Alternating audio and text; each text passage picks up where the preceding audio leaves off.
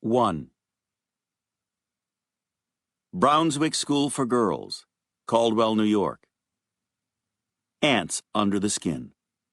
As Rage transferred his weight from one shit-kicker to the other, he felt like his bloodstream had come to a soft boil and the bubbles were tickling the underside of every fucking square inch of his flesh.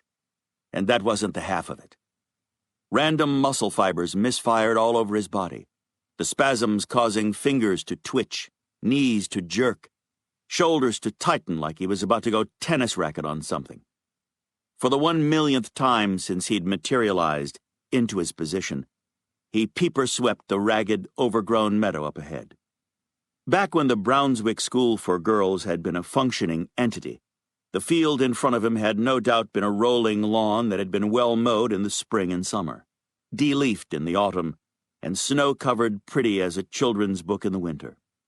Now it was a touch football field from hell, studded and tangled with gnarled bushes that could do more than just aesthetic damage to a guy's crotchticular region. Saplings that were the ugly, misshapen stepchildren of the more mature maples and oaks, and late October brown long grass that could trip you like a little bitch if you were trying to sprint. Likewise, the brick buildings, which had sheltered and provided living and instructional spaces to the privileged elite's offspring, were aging badly without regular maintenance. Windows broken, doors rotting, off-kilter shutters opening and shutting in the cold wind, as if the ghosts couldn't decide whether they wanted to be seen or just heard. It was the campus from Dead Poets Society. Assuming everyone had packed up after the movie had been shot in 1988, and nobody had touched a fucking thing since. But the facilities were not empty. As Rage took a deep inhale, his gag reflex did a couple of push-ups in the back of his throat. So many lessers were hiding in the abandoned dormitories and classrooms that it was impossible to isolate individual scents from the sinus-numbing stench of the whole. Christ, it was like putting your face in a chum bucket and inhaling like the world were about to run out of oxygen. Assuming someone had added baby powder to all the day-old fish heads and goo. For that sweet finish, don't you know?